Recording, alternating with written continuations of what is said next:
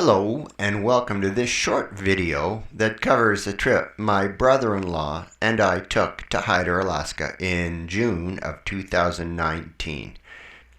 We took the ferry across to Balfour, then turned north on Highway 31 up to Kaslo. From there we rode Highway 31A to New Denver.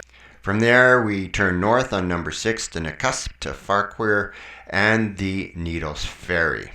We stayed on 6 all the way through Lumbee to Vernon. We headed up number 97 to Highway 1 at Kamloops. We stayed on number 1 and enjoyed the beautiful sweepers in the semi-arid grasslands all the way to Cache Creek. We turned north on to number 97. Dinner time saw us reach Prince George. We headed west on number 16, which is the Yellowhead Highway. And we went past the geographic center of British Columbia near Vanderhoof. Fraser Lake, Burns Lake, Topley and Houston. And then, shortly after that, we pulled off the highway in front of a dull gray wall and put on our full rain gear. And that was none too soon, as the wall of rain hit us within a few hundred meters of getting back on the highway. And that really was most of the rest of the trip. From Telkwa all the way to Smithers, we were in the rain. We spent the night listening to the rain outside and sharing motorcycle stories well into the early morning, which of course arrived with a cold wind and dark foreboding wet clouds.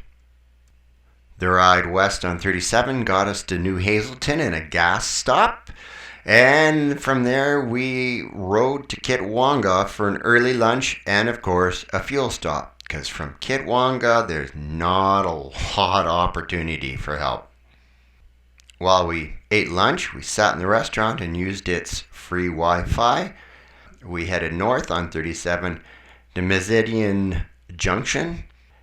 And from there, we turned west on 37A and dropped down to the ocean at Stewart.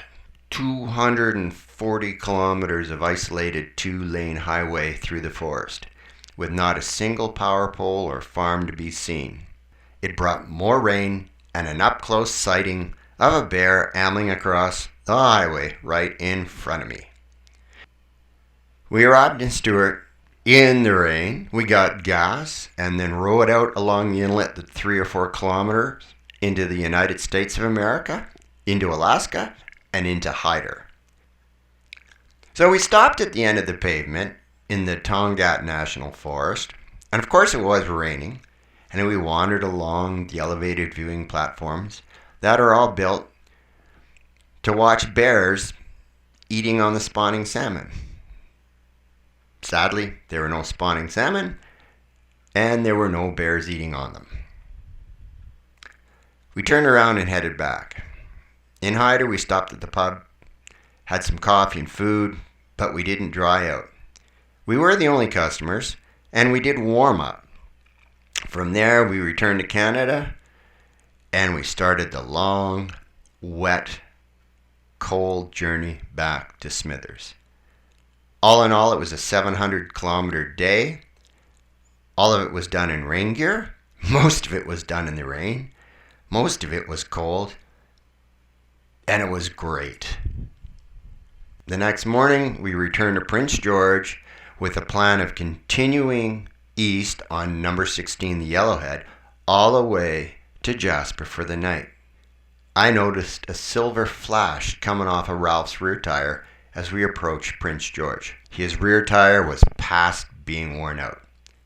A half hour or so later, we found the Yamaha dealer in Prince George had a tire that would fit his bike, and we had an appointment to get his bike in there the next morning to have the tire replaced. You know, the thing about Lady Luck is sometimes she's really nice. As we were booking into the hotel, parked our bikes in front of the room, Buddy pulls up beside us in his car and is covered in snow.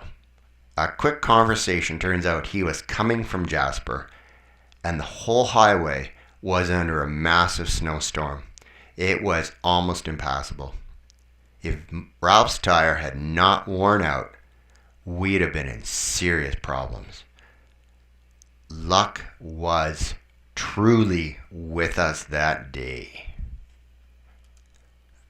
The next morning really, after parting with $453.70, it was 10:30 and we were still in Prince George, and the weather to the east sucked hard. Snow and sleet continuing with heavy rain warning for Jasper and Banff.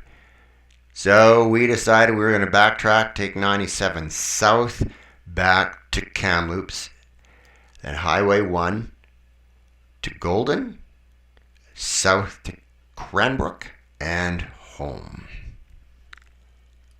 Well, 97 south that day was a ride. It was a ride for the history books. Torrential rain, temperatures hovering 3, 4, 5 degrees Celsius above freezing, winds, heavy rain.